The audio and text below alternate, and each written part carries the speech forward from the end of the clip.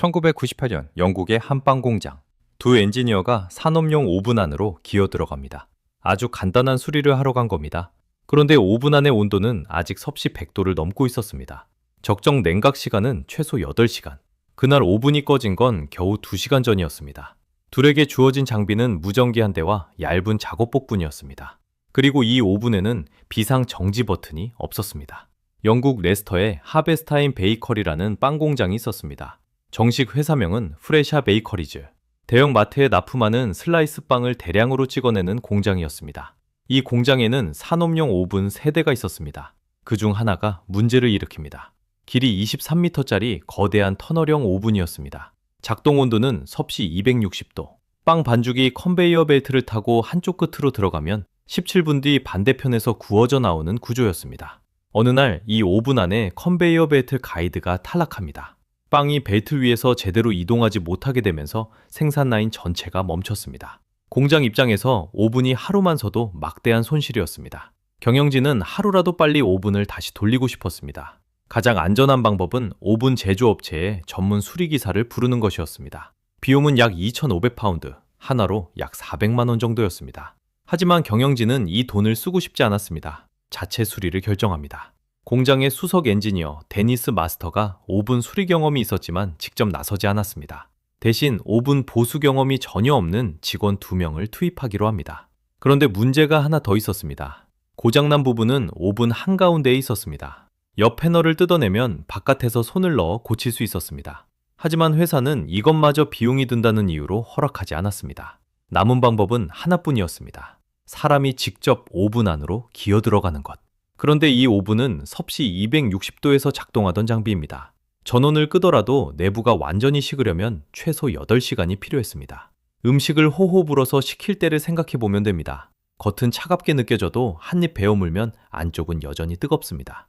23m짜리 오븐도 마찬가지였습니다. 입구 쪽만 선풍기로 식혔다고 안쪽까지 식은 게 아니었습니다. 그리고 이 오븐에는 비상 정지 버튼이 없었습니다. 컨베이어 벨트를 반대 방향으로 돌리는 장치도 없었습니다. 한번 안으로 들어가면 스스로 기어서 나오는 수밖에 없었습니다. 400만 원을 아끼려는 이 결정이 모든 비극의 시작이었습니다. 그리고 1998년 5월 16일 아침, 두 엔지니어가 이 오븐 앞에 도착합니다. 이안 에릭슨, 44세, 두 아들의 아버지였습니다. 그날 저녁 아이들과 FA컵 결승전을 보러 갈 예정이었습니다. 일찍 끝내고 돌아가면 되는 간단한 작업이라고 생각했을 겁니다. 데이비드 메이즈, 47세, 역시 하베스타인 소속 엔지니어였습니다. 둘 다 산업용 오븐을 수리해 본 적이 없었습니다. 고열 환경에서 작업하는 훈련도 받지 못했습니다. 안전 브리핑조차 없었습니다. 회사가 준비해 준 건 무전기 한 대와 얇은 작업복, 그리고 안전모뿐이었습니다. 내열복도 없었고 산소 공급 장비도 없었습니다. 오전 9시에 오븐 전원이 차단됐습니다. 적정 냉각 시간은 최소 8시간. 하지만 두 사람이 현장에 도착한 건 오전 11시였습니다. 오븐이 꺼진 지 겨우 2시간밖에 되지 않았습니다. 직원들이 대형 팬으로 입구 쪽을 약 40도까지 낮췄습니다. 입구 근처에 서면 뜨겁긴 해도 견딜 수는 있는 온도였습니다. 두 사람은 컨베이어 벨트 아래로 몸을 낮추고 기어서 오븐 안으로 들어갔습니다. 처음 몇 미터는 괜찮았습니다. 팬이 불어넣은 바람이 입구 근처까지는 닿았기 때문입니다. 하지만 안쪽으로 들어갈수록 공기가 달라졌습니다. 23m짜리 오븐의 중앙부는 여전히 섭씨 100도가 넘는 상태였습니다. 사방이 막힌 좁은 금속 터널 안에서 뜨거운 공기가 갇혀 있었습니다. 숨을 들이쉴 때마다 고열의 공기가 기도를 타고 폐 깊숙이 파고들었습니다. 피부가 벌겋게 달아오르기 시작했습니다. 금속 바닥과 벽면에 손이 닿을 때마다 살이 지글거렸습니다. 수분 후 에릭슨이 무전을 잡았습니다. 너무 뜨겁다. 나가야 한다. 하지만 이미 5분 깊숙이 들어온 뒤였습니다. 되돌아 나가려면 왔던 길을 다시 기어가야 했습니다. 두 사람은 출구를 향해 벨트 위를 기어갈 수밖에 없었습니다. 여기서 잠깐 화상에 대해 이야기할 필요가 있습니다. 1도 화상은 피부가 빨갛게 되는 정도입니다. 햇볕에 오래 있으면 생기는 것과 비슷합니다. 2도 화상은 물집이 잡힙니다. 3도 화상부터는 피부 전체가 파괴됩니다. 신경까지 타들어가서 오히려 통증을 느끼지 못하게 됩니다. 이 오븐은 섭씨 260도에서 작동하던 장비입니다. 전원을 끈 지 2시간. 내부 벽면과 금속 구조물에는 아직 그 열이 고스란히 남아 있었습니다. 사방이 막힌 터널 안에서 열기는 빠져나갈 곳이 없었습니다. 시야가 흐려지고 의식이 흐릿해지기 시작했습니다. 두 사람은 그 안에서 17분을 보냈습니다. 나중에 밝혀진 에릭슨의 사인은 몸이 더 이상 버티지 못하고 멈춘 것이었습니다.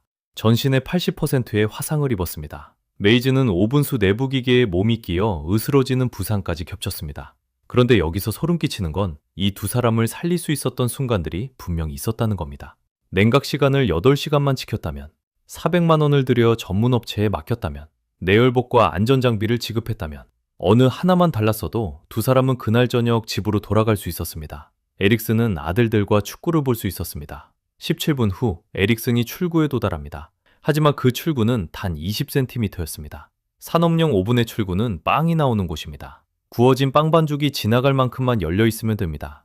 그래서 그 간격은 고작 8인치, 센티미터로 환산하면 20cm입니다. 성인 남성의 어깨는 절대로 통과할 수 없는 크기입니다. 에릭슨은 17분 동안 컨베이어 벨트 위에서 100도가 넘는 열기를 온몸으로 견디며 출구까지 왔습니다. 그리고 그 출구 앞에서 멈춰야 했습니다. 빠져나갈 수 없었습니다. 그렇다면 컨베이어 벨트를 반대 방향으로 돌려서 입구 쪽으로 돌려보낼 수는 있었을까요?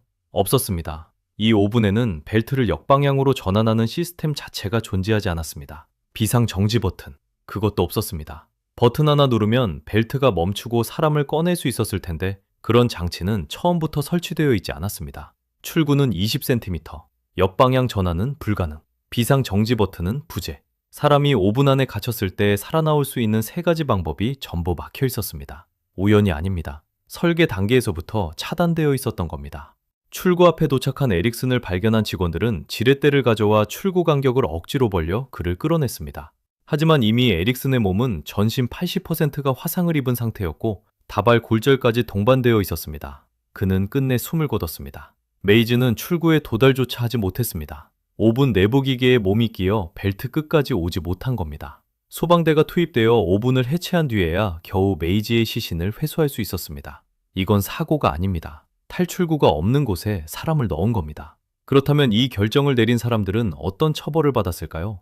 2001년 7월 레스터 형사법원에서 판결이 내려집니다. 피고인은 회사 법인 2곳과 경영진 3명, 전원이 보건안전법 위반 혐의에 대해 유죄를 인정했습니다.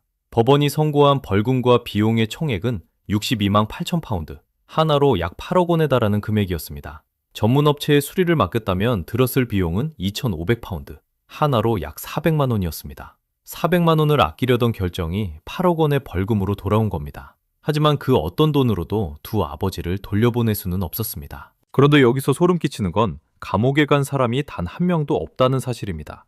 두 사람의 목숨을 앗아간 이 사건에서 실형을 선고받은 사람은 아무도 없었습니다. 전원 벌금형으로 마무리되었습니다.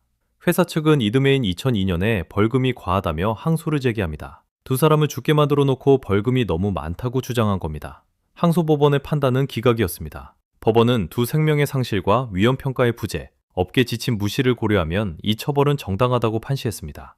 이야기는 여기서 끝나지 않습니다. 2025년 기준으로 사건이 일어난 지 27년이 지났습니다. 그 긴 세월 동안 유가족들은 어떠한 보상도 받지 못했습니다. 메이지의 처남 키스 해리스는 이렇게 증언했습니다. 가족은 보상금을 한 푼도 받지 못했다. 장례비도 기본 장례만 지원받았고 묘비 비용마저 거부당했다. 그리고 2024년 캐나다 헬리패스의 월마트 베이커리에서 19살 직원이 산업용 오븐에 갇혀 목숨을 잃는 사건이 발생합니다. 26년이라는 시간이 흘렀지만 같은 방식의 죽음은 여전히 반복되고 있습니다. 모든 안전수칙은 누군가의 피로 쓰여진 것이라는 말이 있습니다. 1998년 5월 16일 이안 에릭슨과 데이비드 메이지가 그 수칙의 한 줄이 되었습니다. 400만 원을 아끼려던 결정 하나가 두 사람의 모든 내일을 지워버렸습니다. 그리고 27년이 지난 지금까지도 그 빈자리는 채워지지 않고 있습니다. 사건 읽는 밤이었습니다.